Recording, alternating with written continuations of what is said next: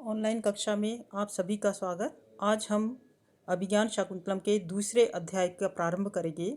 इसको प्रारंभ करने से पहले हम इसके कथानक का अवलोकन करते हैं। इस अंक का कथानक क्या है, इसे ध्यान से सुनिएगा और उसके बाद में हम पहला और दूसरा श्लोक पढ़ेंगे। इस कथानक में का प्रारंभ राजा विदूषक और सेनापति की बातों से प्रारंभ होता है। आखेट का प्रसंग प्रारंभ होता है, उपस्थित होता है।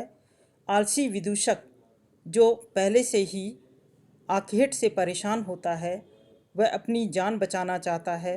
राजा भी दुष्शकुंतला के कारण आखेट से बचना चाहती हैं, अतः वे आदेश देते हैं कि आखेट बंद कर दिया जाए।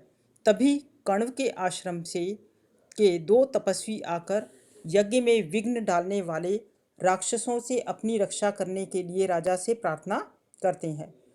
इसी समय हस्तिनापुर से एक दूत संदेश लाता है कि चौथे दिन देवी के उपवास की पारणा के समय राजा को हस्तिनापुर पहुंचना है। शकुंतला पर मुग्ध राजा तपोवन नहीं छोड़ना चाहता, राजा को हस्तिनापुर नहीं छोड़ना चाहता और राजा दुष्यंत जो है वो दुविधा में पड़ जाता है। अंत में विचार करके वो अपने कर्तव्य का पालन करने के लिए विदूषक को हस्तिनापुर भेज देता है। साथ ही विदूषक के चंचल स्वभाव को जानकर शकुंतला के प्रति प्रणय की बातों के संबंध में यह कहकर झुठला देता है कि ये सब जो बातें हैं वे केवल परिहास में कही गई हैं, इन्हें सत्य ना समझ लेना। राजा की यही मिथ्या बातें आगे दुखद की परिस्थितियां उत्पन्न करने में सहायक होती हैं। इसका प्रारंभ देखिए। दूसरे अंक के प्रारंभ में पहला श्लोक है, कामं प्रिया न सुलभा मनस्तु तद्भाव दर्शना आश्वासी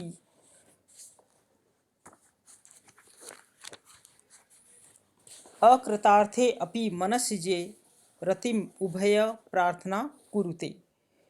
यहाँ पर क्या है, दूसरे अंक के प्रारंभ में राजा जो दुष्यंत है वो परिवार के साथ में प्रवेश करता है और राजा दुष्यंत अपने मन में स्वयं ही ये बात करता है, कहता है कि कामं प्रिया न सुलभा मनस्तु तद्भाव दर्शना आश्वासी अकृतार्थे अपि मनसिजे रतिम उभय प्रार्थना कुरुते। अन्वय देखिएगा, कामम प्रिया न सुलभा। कामम मतलब भले ही, प्रिया न सुलभा ये शकुंतला जो है मुझे क्या है सुलभ ना हो, मतलब कि ये शकुंतला मुझे शायद भले ही मुझे प्राप्त ना हो। तद्भाव दर्शना आश्वासी, किंतु क्या है मैं उसके भावों को देखने से कैसा हूँ, आश्वस्त हूँ। मनसिजे अकृतार्थे अपि मनसिजे रतिम उभय प्रार्थना कुरुते।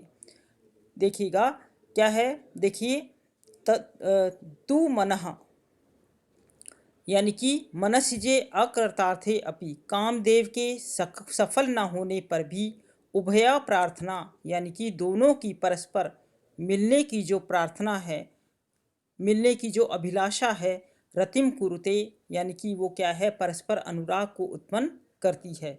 भले ही प्रिय शकुंतला सुलभ ना हो, किंतु मेरा मन क्या है उसके भावों को देखने से आश्वस्त है और कामदेव के सफल ना होने पर भी दोनों की परस्पर मिलने की जो अभिलाषा है वो कैसी है, अनुराग को उत्पन्न करती है। फिर से देखिएगा, कामम प्रिया न सुलभा, कामम भले ही, प्रिया न सुलभा प्रिया शकुंतला सुलभ ना हो, किंतु तद्भाव दर्शना आश्वासी उनके भावों के देखने से आश्वस्त है। मैं कैसा हूँ, आश्वस्त हूँ। मनसिजे अकृतार्थे अपि, मनसिजे मतलब होता है कामदेव के अकृतार्थे अपि सफल ना होने पर भी, उभय प्रार्थना दोनों की परस्पर जो मिलने की जो प्रार्थना है या अभिलाषा है, रतिम कुरुते परस्पर क्या है अनुराग को उत्पन्न कर रही है। दुष्यंत क्या है मन ही मन ये सोचता है कि ये शकुंतला मुझे आसानी से ना भी मिले, भले ही ये कठिनाई से प्राप्त हो, पर मेरा मन क्या है इसके हाव भावों को देख कर के कैसा है, संतुष्ट हो गया है। यह निश्चित होने पर ना होने पर कि कण्व आज्ञा देंगे या नहीं देंगे, तथा अभी तक शकुंतला के द्वारा शब्दों से स्नेह व्यक्त भी ना किए जाने के कारण ये कैसी है, असुलभ है। प्रिया और प्रिय के मिलने में कामदेव की कृतार्थता कही जाती है, क्योंकि उसका काम मिलन कराना होता है। कामदेव कैसा होता है, जो प्रिया और प्रिय को मिलन कराने वाला होता है। शकुंतला की कामना अभी तक क्या है, अनुमान से ही की जा रही है, फिर भी वह राजा दुष्यंत को आश्वासन और आनंद देती है। राजा के कहने का तात्पर्य यह है कि बहु प्रयत्न साध्य वस्तु की अप्राप्ति से निराश हुए और संयोग सुख से वंचित हुए भी नायक नायिका की जो आपस की जो प्रेम भावना है, दोनों के मन में आनंद उत्पन्न करती है। शारीरिक संतुष्टि भले ही ना हो, परंतु क्या है, मनस्तुष्टि तो हो ही जाती है। इसलिए इस श्लोक में क्या है, इन दोनों के परस्पर मिलन की जो अभिलाषा है वो कैसी है, आपस में आश्वासन को उत्पन्न कर रही है। इसी तरह से दूसरा श्लोक हम देखते हैं। राजा अपने मन में यह सोचता है, दुष्यंत कहता है, राजा जो है अब शकुंतला को देखते हुए अपने मन में यह कहता है, स्निग्धम वीक्षितम अन्यतो अपि नयनी यत्प्रेरयन्त्या तया यातं यच्च नितंबयो गुरुतया मंदम विलास आदिव मागा इति उपरुद्धया यद्यपि सा सासूयम उक्ता सखी सर्वं तत्किल मत्परायणो अहो कामी स्वताम पश्यति। राजा अपने मन में ही कहता है, क्या कहता है, देखिए, स्निग्धम वीक्षितम अन्यत अपि नयने प्रेरयन्त्या, यानी कि दूसरी ओर, अन्यत मतलब दूसरी ओर, अर्थात दूसरी ओर प्रेरयन्त्या प्रेरित करते हुए या डालते हुए, अन्यत अपि नयने प्रेरयन्त्या, अन्यत मतलब दूसरी ओर भी, नए नए नेत्रों को दूसरी ओर प्रेरित करते हुए या डालते हुए, तया यानी कि उस शकुंतला के द्वारा, यत स्निग्धम वीक्षितम जो स्नेहपूर्वक देखा गया। ये राजा क्या है, अपने मन में सोचता है कि भले ही ये शकुंतला मुझसे प्रेम ना करती हो, परंतु इसके जो हाव भाव हैं उनको देखकर मुझे लगता है कि ये मेरे प्रति क्या है, आकर्षित है। अन्यत अपि दूसरी ओर, प्रेरयन्त्या अपनी नयने प्रेरयन्त्या दूसरी ओर, लता आदि, दूसरी ओर मतलब लता वृक्ष आदि पर नए अपनी दृष्टि को डालते हुए उसके द्वारा क्या है, प्रेम पूर्वक क्या है, मुझे यत तया मतलब उस शकुंतला के द्वारा, यत स्निग्धम वीक्षता जो मुझे क्या है, स्नेह पूर्वक देखा गया। और दूसरी पंक्ति देखी, यातम यच्च नितंबयो गुरुतया मंदम विलासादिव, और क्या है, या नितंबयो गुरुतया यानी कि कटी प्रदेश के भाग के गुरुतया भारी होने के कारण, विलासात इव मानो लीला पूर्वक उसके द्वारा क्या है, जाना, इस प्रकार से भारी नितंबों के भारी होने के कारण मानो विलास पूर्वक जो उसके द्वारा कैसा है, धीरे धीरे, यातम मतलब धीरे धीरे जिसके द्वारा चला गया।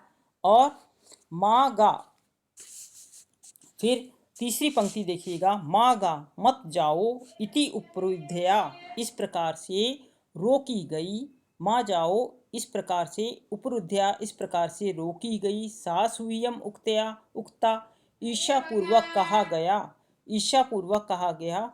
ये सब किसके द्वारा, सासूयम उक्ता सखी, उसकी सखी के द्वारा इस प्रकार कहा गया, यानी कि जो सखी प्रियमवदा को ईर्ष्यापूर्वक कहा गया, यह कहा गया कि मत जाओ यह कहकर रोकी गई, उसके द्वारा जो सखी प्रियमवदा को ईर्ष्यापूर्वक कहा गया, वह सब कैसा लगता है, वह सब लगता है मुझे ही, अहो तत्सर्वम मत्परायणम किलम, निश्चित ही वह सब मत्परायणम मुझको ही आदेश करके, इस प्रकार से मेरे को ही लक्ष्य करके, जो कुछ भी कहा गया वह मेरे को ही लक्ष्य करके लक्ष्य करके या मुझे ही उद्देश्य करके हुआ था, ऐसा आश्चर्य की बात नहीं है।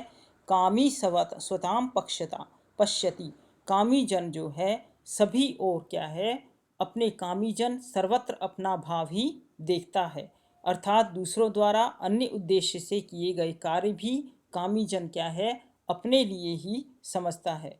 दूसरी ओर फिर से देखिएगा, दूसरी ओर अर्थात लता वृक्ष पर भी अपनी दृष्टि डालते हुए जो उसके द्वारा स्निग्धम वीक्षतम, मुझको क्या है प्रेम पूर्वक देखा गया। और नितंबो वयो गुरुतया, नितंबों के भारी होने के कारण, मंदम मंदम विलास आदि विलासता के कारण से जो मंदम मंदम धीरे धीरे उसके द्वारा चला गया। मागा इस प्रकार से, मत जाओ इस प्रकार से रोकी गई। सासूयम उक्ता सखी, अपनी प्रियमवदा सखी को ईर्ष्यापूर्वक कहा गया। इस प्रकार से सतत सर्वम किलम मतपरायणा, वे सभी कुछ जो है मतपरायणम मुझको ही उद्देश्य करके कहा गया हो। अहो आश्चर्य है, कामी स्वताम पश्यति, कामी जन क्या है सर्वत्र अपना भाव ही देखता है। अर्थात दूसरों को उद्देश्य करके किए गए कार्य भी कामी जन क्या है अपने लिए ही समझता है।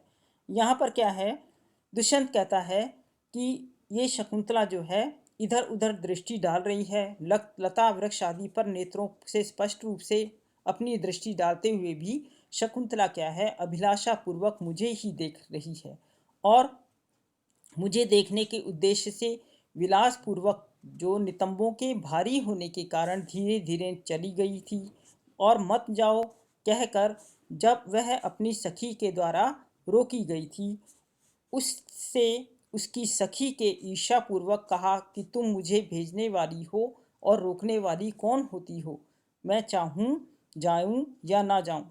राजा कहता है कि उसके ये जब जो सारे प्रदर्शन थे या कथन थे, जो कुछ भी उसने कहा और जो कुछ भी प्रदर्शित किया, वो सब क्या है मुझे ही लक्ष्य करके कहा। इससे राजा अनुमान लगाता है कि वो शकुंतला क्या है मुझ पर अनुरक्त है। यह सब कुछ समझने पर भी वह पुनः विचार करता है, कितनी विचित्र बात है कि कामी जन सर्वत्र अपना भाव ही देखता है, अन्य व्यक्ति के द्वारा कही गई अन्य के उद्देश्य से किए जाने वाले कार्य भी वो क्या है अपने विषय में ही समझता है।